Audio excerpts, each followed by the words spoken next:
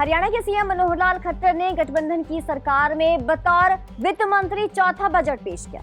तो वहीं बजट पेश करते हुए सीएम खट्टर ने कहा कि इस बजट में लोगों से लेकर सांसदों तक के सुझावों को शामिल किया गया है। तो चलिए आपको बताते हैं कि इस बजट में युवाओं, किसानों और बुजुर्गों के लिए क्या खास रहा।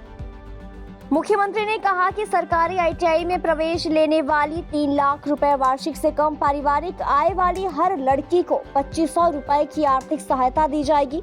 आने वाले समय में कॉमन पात्रता परीक्षा के माध्यम से 65,000 से ज्यादा नियमित पदों पर भर्ती की जाएगी। युवाओं को कौशल प्रशिक्षण के लिए 250 करोड़ रुपए का प्रावधान बजट में किया गया। बेरोजगार युवाओं को स्टार्टअप स्थापित करने के लिए आर्थिक सहायता सरकार देगी। इसके अलावा गुरुग्राम में 700 बेड का अत्याधुनिक मल्टी स्पेशलिटी अस्पताल बनाया जाएगा। गुरुग्राम मेट्रो का निर्माण कार्य वर्ष 2023-24 में शुरू हो जाएगा। वर्ष 2023-24 में 3 अन्य मेट्रो लिंक भी शुरू करने का बजट में प्रस्ताव किया गया है। तो वहीं 1.80 लाख रुपए तक की आय वाले परिवारों के विद्यार्थियों को निःशुल्क कोचिंग प्रदान की जाएगी और 1.80 लाख रुपए से 3 लाख रुपए तक की आय वाले परिवारों के विद्यार्थियों को 50% अनुदान दिया जाएगा। वर्ष 2023-24 में मान्यता प्राप्त विश्वविद्यालयों और कॉलेजों में विद्युत वाहन मैन्युफैक्चरिंग, एविएशन, फार्मेसी और ग्रीन टेक्नोलॉजी में उत्कृष्टता केंद्र स्थापित किए जाएंगे। वर्ष 2023-24 के लिए शिक्षा क्षेत्र को 20,638 करोड़ रुपए आवंटित करने का प्रस्ताव चालू वर्ष के संशोधित अनुमानों में 5.2% ज्यादा है। तो वहीं 894 सरकारी स्कूलों में 70,427 डेस्क प्रदान किए जाएंगे ताकि बच्चों को जमीन पर ना बैठना पड़े। मुख्यमंत्री मनोहर लाल खट्टर ने कहा कि प्रतियोगी परीक्षाओं में भाग लेने के लिए 1000 स्नातक छात्रों को सरकारी कॉलेजों में कोचिंग प्रदान की जाएगी। स्ट्रीट वेंडर्स, छोटे कारोबारियों और व्यापारियों जिनका वार्षिक कारोबार 1.5 करोड़ रुपए तक है, उनको प्राकृतिक आपदा या आग के कारण परिसंपत्तियों के नुकसान के मामलों में मुआवजा प्रदान करने के लिए मुख्यमंत्री व्यापारिक क्षतिपूर्ति बीमा योजना 1 अप्रैल 2023 से शुरू की जाएगी।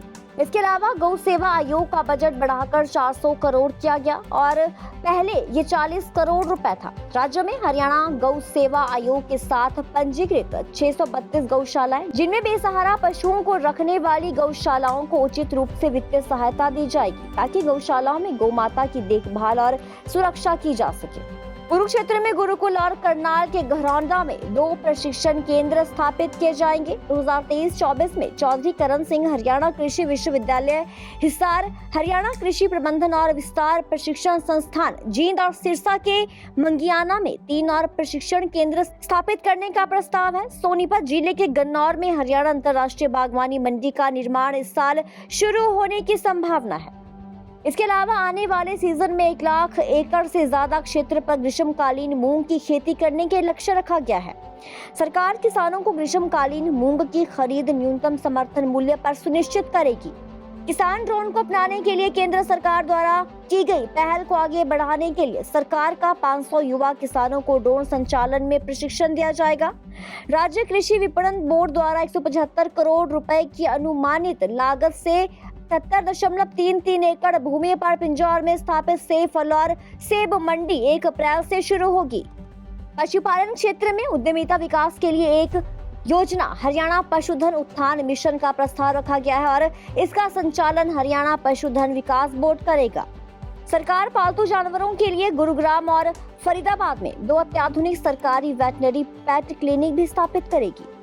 भिवानी जिले के गढ़वा गांव में खारा प्रभावित क्षेत्रों के सुधार के लिए एकीकृत aqua park centre of excellence स्थापित करने का काम जारी है। SYL नहर के लिए फिर 101 करोड़ का बजट रखा गया। ज्यादा पैसों की जरूरत होगी तो सरकार तैयार है, ये कहा है सीएम मनोहर लाल खट्टर में। और इसके अलावा भिवानी के गोकुलपुरा में पोषक अनाज अनुसंधान केंद्र बनेगा। फरीदाबाद और गुरुग्राम की तर्ज पर सोनीपत में भी SMDA बनेगा। सोनीपत को मेट्रोपॉलिटन सिटी की तर्ज पर बनाया जाएगा। तो वहीं इस बार के बजट में वृद्धावस्था पेंशन की राशि को 250 रुपए बढ़ाने का फैसला किया गया है। जी हां, 1 अप्रैल 2023 से लाभार्थियों को अब 2500 की जगह 2750 रुपए पेंशन दी जाएगी।